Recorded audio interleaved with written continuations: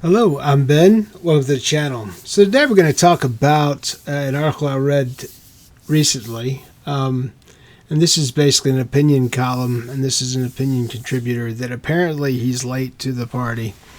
So as I said in the video a few weeks ago, that the statistics on marriage and divorce are actually improving dramatically across the world, and specifically the United States.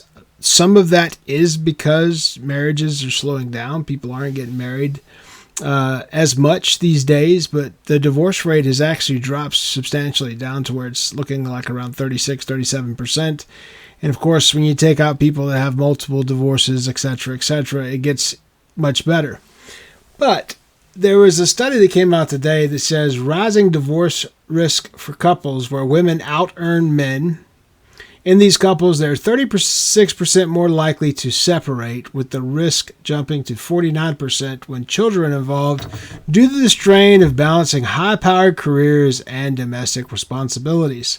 So, being someone who was formerly in healthcare and having a population of teammates that was largely female, and just say it for what it is, nursing is one of the industries where women earn a lot of money. And typically in rural areas, specifically across the country, a nurse, a lady that is a nurse, it's more commonly that women are nurses. My brother's a nurse. There's a lot of male nurses, but in this context, I'm talking about the female nurses. The majority of these women make more than their husbands. And I will tell you, it is the worst situation that I've ever seen with people cheating on people. So the suggestion that when women earn more money, they run around, they do more things, I agree with that. I'm of that opinion. I've seen that firsthand in my life, throughout my life. If there is a woman that earns more than her husband, she will run around, and it creates that expectation. If you look in modern dating culture, people don't date nurses because they run around. So this study is not something that's new. We've put in pretty words on it, but basically it says the more women earn, the less they want to be married. And generally, if women get married in nursing school, if they get married when they're working on their bachelors before they get into a nursing job, if they get married at that time and have children at that time, the likelihood that they're going to last, that marriage will last 4 years, 5 years into their career is just not very likely. So that is unfortunate, but it is true. Here they're calling it a marriage evolution. Marriage has shifted from economic necessity to an optional partnership as high-earning women can support themselves and raise children without relying on a male partner, making traditional marriage increasingly obsolete. It's the stupidest thing I've read this month. We've seen the statistics on what happens to children that are raised in a female-only home. Guys, this is just a continuation of the war on Christian marriage. This is written by a clown named John McGillian, and this was just posted 2 days ago, so it's fairly new, on a publication called The Hill. And I'll say this. He's saying across the U.S. an increasing number of young adults are treating the traditional wedding altar like a hazardous waste zone. Their mass refusal to pair up fuels a predictable spiral. Fewer marriages produce fewer babies, and society without babies eventually ceases to exist. This doomsday nonsense is not what actual statistics show. Yes, younger people are not getting married as quickly, but statistics over the last 40 years have not shown that the deficit is as strong as what people are saying. I do think because of financial limitations and the fact the economy has been in the dump for 8 years, you had a president before in Biden that was an absolute clown that doesn't understand economy at all, and now you've got Trump in there for his second term, and he's an even bigger clown. He's flat out said he doesn't care how his decisions impact customers at the grocery store or citizens at the gas pump. He said that outright, and why shouldn't he have that opinion? He's been a billionaire his whole life. Why would he see things any differently?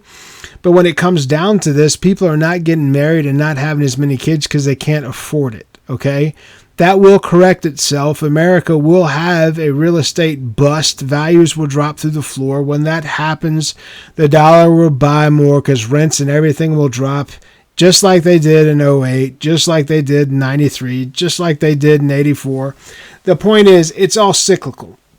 And so in this, these words right now make sense, but it's all a bunch of stupidity. It goes back to talking about sociologists tracked 544,000 opposite sex couples across 29 affluent nations over a 16-year period, analyzing a data set comprising of 437,000 married pairings and 107,000 cohabiting couples. What we've seen is statistically the cohabiting couples will not get married.